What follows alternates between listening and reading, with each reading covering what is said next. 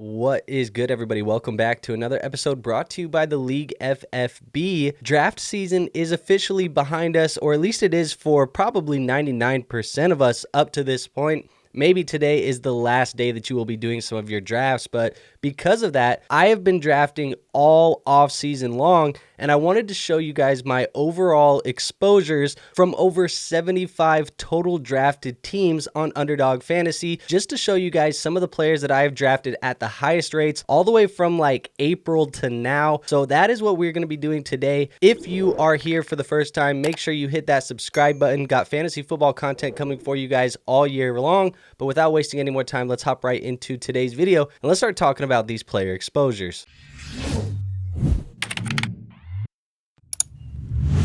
So I'm going to move over to this side of the screen. That way you guys can see all of the exposures right here. But we're going to start at the quarterback position. And as I mentioned, I'm going to go through each of these positions. We will show you the top 10 players at each position for me. And here are the quarterbacks. We're looking at Matthew Stafford, Kyler Murray, Jordan Love, Tua Tagovailoa, Geno Smith, Deshaun Watson, Dak Prescott, Jared Goff, Brock Purdy, and Kirk Cousins. So the biggest takeaway here, obviously, you see Matthew Stafford. He's the only player that I have over 20% exposure to, and that's because the draft cost for Matthew Stafford was so low throughout the majority of the year. We know how he finished last year strongly, giving us multiple top 12 quarterback finishes throughout the end of the year. I think this year, year two, Puka Nacua, Kyren Williams there, Blake Corum in the backfield as well, a healthier Cooper Kupp. It's going to be more of the same for Matthew Stafford. He has been such a good value and one of my favorite values in fantasy football drafts. Now, talking about another player that's been a great value, Kyler Murray. He's a player that I've hyped up all offseason long. You have him as a my guy for me in 2024. I told you guys earlier in the offseason, he is a top 5 quarterback in my rankings. He has not been drafted as such for the majority of the year. I think there was a time where he was quarterback 10, then he started to creep up, 9, 8, 7. I think he's about quarterback 7 right now in underdog drafts. But Kyler Murray, obviously the value was so good. I've been so high on him all offseason, and because of that, my second highest drafted quarterback in drafts. Now, Jordan Love, Tua Tagovailoa, Geno Smith, Deshaun Watson, Dak Prescott, Jared Goff, Brock Purdy. These are all quarterbacks that are in that 13 to 10% range. Kind of a smaller sample size for all of them, but all of these guys are kind of those quarterbacks that I believe can be QB1s on the year, give you those QB1 weeks, but they're going to be a little bit more inconsistent. However, they are being drafted in those safe quarterback rounds, I think really from like round 9 to round 15 in underdog drafts. You can get those guys fairly late and grab 2 of them. That's kind of what I was doing with these guys. Dak Prescott, I think, is the guy I'm the most confident in this year, followed by like Jared Goff, Purdy, and Tua. Geno and Deshaun, they were more so dart throws at the end of drafts, and so was Kirk Cousins here as well. So all of these quarterbacks, I think, are very solid quarterbacks. There's nothing actually here that surprises me looking at it back now after we've completed those 75 drafts, but Matthew Stafford, Kyler Murray, no surprise to me. These are my 2 highest drafted quarterbacks on the year. So let's move on over to the running back position. At this running back position, we have DeAndre Swift, 25% at number 1, followed by Kyren Williams, Travis Etienne, Antonio Gibson, Josh Jacobs, Jaleel McLaughlin, Tank Bigsby, Chuba Hubbard, Nick Chubb, and Jahmyr Gibbs. Now, obviously, we have multiple guys being over 20% here in this list. You have Swift, Kyren, Etienne, and Gibson all over that 20% mark. Now, Swift, he's a guy that I just felt like all offseason long, his value was too good. You could often grab him as your 3rd running back on your roster, and I feel like he has much more upside than that RB3 kind of value that he was being drafted as. Sometimes you could get him as an RB2 if you wanted to punt the position and feel even more safe about it. So Swift, he makes a ton of sense. I think, when he's healthy and he's on the field, he's been very productive for us. He should be used as a bell cow in this offense here in Chicago. It should be an improved offense. Hopefully some more check down opportunities to get him going in the PPR game. DeAndre Swift is just a guy that I've drafted a lot of. Now, Kyren Williams is an interesting case because I think all offseason he was very, very undervalued. You could get him in the 3rd round of drafts, even earlier in the year. You might even be able to get him in the 4th round of drafts sometimes, depending on the pool you were in with the people you were playing with. Now, as the year has progressed, he kind of rose back up into that 2nd round, and then there was some negative press, and now I think he's back to that 3rd round pick. He's going to be an interesting guy to look at throughout the year, because having 24% exposure on a guy that could be this risky for fantasy football, it's gonna be a ride, to say the least. I think you see the chance that he has this year. I mean, just looking at the production last year, if he hits and if he does repeat what he did in 2023, you're gonna love having 24% of Kyren Williams. Now, if he doesn't, this is going to be something that's going to probably not feel good on a lot of my teams. So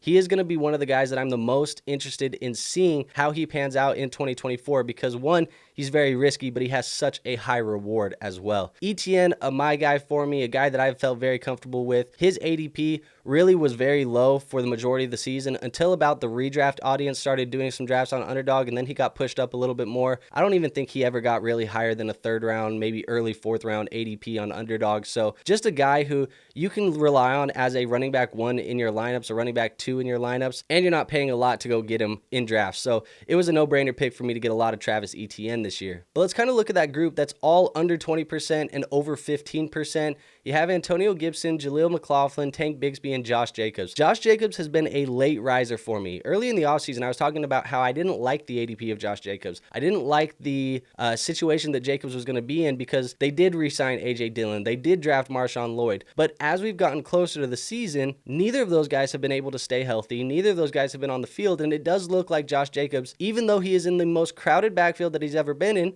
those guys are not going to be available, and he is going to be used as a bell cow this year in 2024, at least to start the year. And if they're going to be doing that with Josh Jacobs and he is producing, they're not really going to go away from that, I think, throughout the rest of the season. So Josh Jacobs, a late riser for me. I think if we're looking at those 75 drafts, I probably didn't really draft a ton of Josh Jacobs in the first 50, but the last 25 there, I probably was drafting Josh Jacobs a lot more, definitely a lot more than I was in the first 50 drafts. But Gibson, McLaughlin, Bigsby, these have been guys that I've been taking shots on. We can even group Chuba Hubbard in that as well. You see him at 14%. These are guys I've been taking shots on. I think McLaughlin has the chance to be very good this year. We know that Sean Payton hasn't really been committal to anybody in this offense. I think Javonte Williams is going to be fine, but Jaleel McLaughlin feels like the guaranteed backup to Javonte Williams, and he has some pass catching upside in an offense that's going to pass to the running back. McLaughlin, he's one of my favorite sleepers that I've had all year long. I just think he's going to be very, very solid. Gibson, again, a PPR guy who has some upside behind Ramondre Stevenson, probably going to have a role even if Ramondre Stevenson is fully healthy throughout the year. And Bigsby feels like the guaranteed handcuff to Travis Etienne right now. Now, I will say, on the drafts that I drafted Etienne, I did not draft Bigsby. I don't want to draft my handcuffs in a best ball format. But the drafts that I missed out on Etienne, I was likely going to be grabbing Tank Bigsby there, just because I think he is the clear handcuff. There's really nobody else behind him. And Chuba Hubbard, Jonathan Brooks, going to miss some time early on in the year. Chuba, at his value, was just too good to pass up on that guaranteed production early year. Now, the last two guys we'll talk about, Chubb and Gibbs. Chubb has been interesting. It's weird for me to see him in my top 14%, because I do think that Nick Chubb is going to have a down year, but it felt like in drafts, I never really got him at his ADP. It was always Chubb falling even lower than where his ADP was at.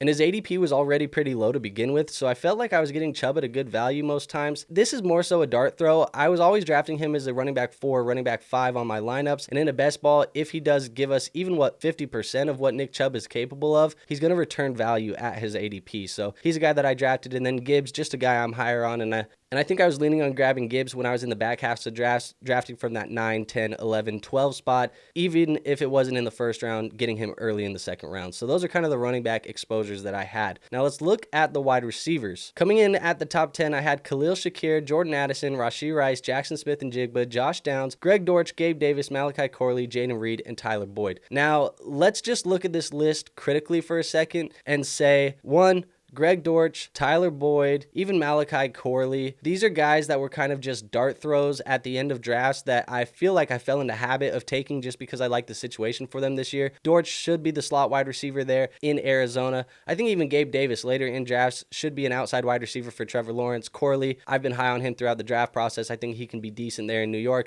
And then Tyler Boyd, the slot wide receiver in Tennessee. These are just kind of dart throws at the end of the drafts that I think was just secondhand nature to just draft them and select them multiple times. So I don't think that I have like very strong stances on those guys. They're just more so some of my favorite dart throws at the ends of drafts. But Khalil, Shakir, Jordan Addison, Rashee Rice, Jaxon Smith-Njigba, and Josh Downs all come in at over 20%, and Khalil, Shakir, and Jordan Addison at over 25%. So Shakir, Addison, these are two players that I want to talk about a little bit in depth. Jordan Addison, his situation this offseason has been so bumpy. I feel like he was suppressed in value early on in the year because we didn't really know the quarterback situation. It was Darnold. Then we had to go through the rookie process, and then they finally got J.J. McCarthy, and I think that was a controversial draft pick for some people. Some people don't like J.J. McCarthy. Some people do. At the end of the day, I felt like his value, based on the production that he can give us and the role that he has in the Minnesota Vikings offense, was probably too good to pass up at his current ADP. Then he had the off-the-field issues. It suppressed it even further, which once it started to suppress it even further, I was like, well, this is an auto pick for me when we're talking about a further suppressed ADP at a guy that I already felt like was a value. So it kind of drafted a lot of Jordan Addison this year. I don't know. Maybe that's going to be another one like the Kyren Williams where you look back on it and you're like, man, I wish I didn't have that much. But at the end of the day, that's what it was. Now, a similar situation can be made for Rashee Rice. I was drafting Rashee Rice early on in the offseason after the incident that he had in Dallas on the road with his car, obviously the car accident. But that being said,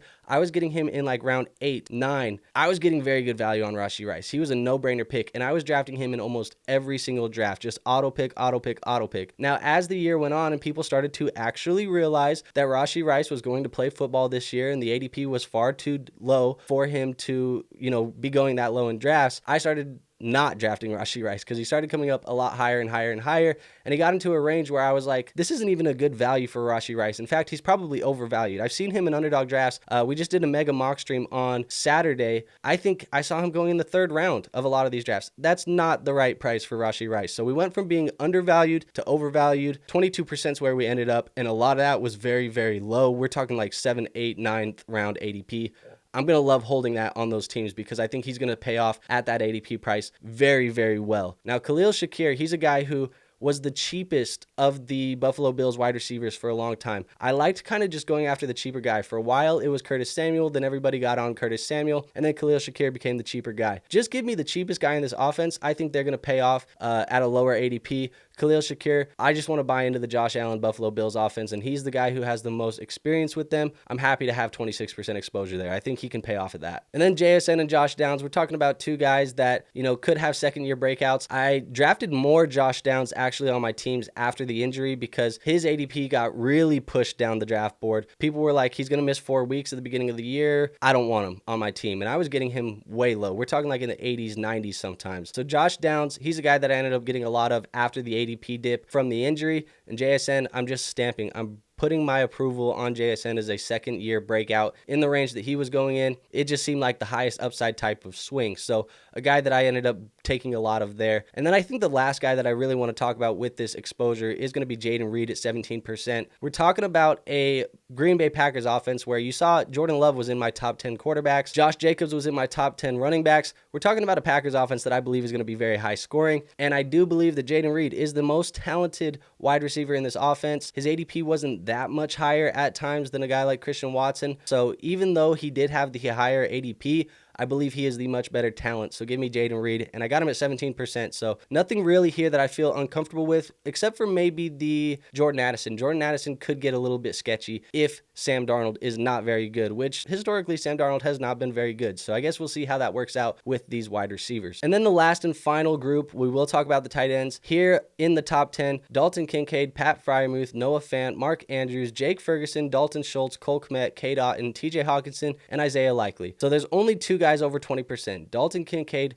Pat Freiermuth. And quite frankly, these are the only two tight ends that I've talked about at length all offseason as guys that I am very in on in 2024. Kincaid, I talked about the Buffalo Bills offense. We're looking for the number one receiver. It's most likely going to be Dalton Kincaid, and Dalton Kincaid was the cheapest of the top 5 tight ends for the majority of the year. Kelsey, Laporta, McBride, Andrews, and then Kincaid. You could get him in the 4th round, auto pick every time if he was available. And Pat Freiermuth, way low ADP for a guy that's going to be the number 2 receiving option in his offense. No Brandon Ayuk there, obviously. It's George Pickens and Pat Freiermuth. Arthur Smith loves to use the tight ends. Got him at 20%. I feel very good about that one. So now that kind of takes us to Noah Fant. These are kind of late round tight ends that I was just throwing darts on if I punted the tight end position. So let's kind of group K-Dot in that as well at 9% and Isaiah Likely at 9%. And then we'll kind of group them all together as just late round dart throws that I took at a high rate. I took Noah Fant for a course of like 3 weeks at a very, very rapid rate. So I guess his percentage got put up pretty high for the exposures. Now, Andrews, Ferguson, these are guys that I think are still going to be very good tight ends. I have them both ranked in my top 7. Comfortable drafting those guys. And obviously where I wasn't drafting Kincaid, I was getting Mark Andrews. Now, if I did miss out on the top 5 tight ends in drafts, as I mentioned those guys, I was looking to grab a guy like Jake Ferguson. I was looking to grab a guy like Dalton Schultz, even a TJ Hawkinson. If I could pair a Dalton Schultz and a Hawkinson, or a Ferguson and a Hawkinson, and kind of ride with that in my drafts at the tight end position, maybe sometimes even a Komet and a Hawkinson. We were looking at getting a guy who I felt like could be productive in Ferguson, Schultz, Komet for the beginning of the year. And then you have a guy like TJ Hawkinson who can produce at the end of the year once he gets a little bit healthier. I think Hawkinson was the best tight end 2 pick if you were getting him really late in drafts, because people were just pushing him down draft boards. And I think early on in the year we were saying, like, don't draft Hawkinson because his ADP is too high. But as the year got closer and closer and closer, and people started to realize Hawkinson was missing time and he probably wasn't going to be available for the first month of the season, people started to push him down the draft board. And at that point it was like, draft as much TJ Hawkinson as you can. So that's kind of what we did. And that's what we came away with at the tight end position. Isaiah Likely, obviously not drafting him with Mark Andrews on the team. That was if we didn't get Mark Andrews, you draft Isaiah Likely. We've seen him be productive when Andrews is not on the field. So there you have it. Those are our top 10 player exposures at each position after 75 completed drafts on Underdog Fantasy this year. I wanted to get to 100 at the end of the preseason, but that just didn't happen for us this year. I think we got caught up with some other stuff. But next year, we're going to try and get to 100, give you guys those exposures as well. Hopefully, we're drafting a lot more BBMs and things like that, some more high-stakes leagues. But it was still fun. We got the 75 in. We got the reps in. If you guys do want to do this next year, you want to draft in season some fantasy football teams on a week-by-week basis, kind of DFS style, make sure you sign up using code LEAGUEFFB over at Underdog Fantasy, or use the link in the description or pinned in the comment section. They'll give you a deposit bonus up to $1,000 in bonus cash. Actually, now that 250, it's not even 250 anymore. It's up to 1,000, I think. So make sure you guys go sign up, get some bonus cash. If you did enjoy this video, hit the like button, hit the subscribe button, and season's here, boys. We'll see it on Thursday, but I'll see you guys in the next video. Until then, peace out.